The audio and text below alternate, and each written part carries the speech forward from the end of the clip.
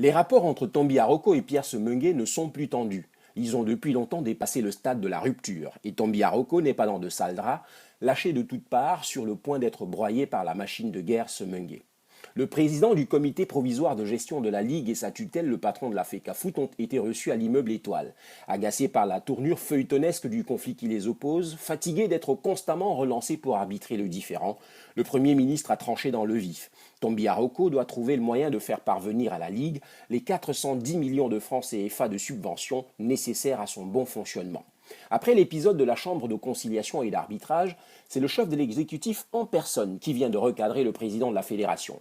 C'est à peine si Philémon Yang n'a pas repris les mots du ministre des Sports. Dans une de ses formules savoureuses, Bidumpat avait dit du président de la Ligue qu'il était un patriarche, un patron, un papa, un modèle au service de la nation avant même qu'elle ne devienne nation.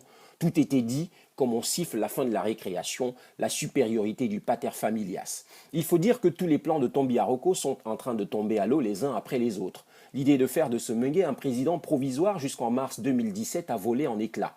Vendredi la semaine dernière, le général a obtenu du conseil d'administration de la Ligue le feu vert d'organiser en juillet prochain une assemblée générale élective. Pierre Semengue prétendra à sa propre succession avec comme seul adversaire de taille personne. Dans le camp Tombi Aroko, chacun cache son inquiétude, même si on sait que la bataille est pliée en faveur du général et que la motion de soutien en faveur d'une candidature de Paul Biya en 2018 n'aura été d'aucun secours. Pour ne pas porter le visage de l'humiliation, le président de la FECAFOOT se lance à corps perdu dans ses grands projets. Le stade municipal de Bafia, ses 1600 places assises et son gazon synthétique, quelques 780 millions de francs CFA d'investissement a été porté jeudi sur les fonds baptismaux.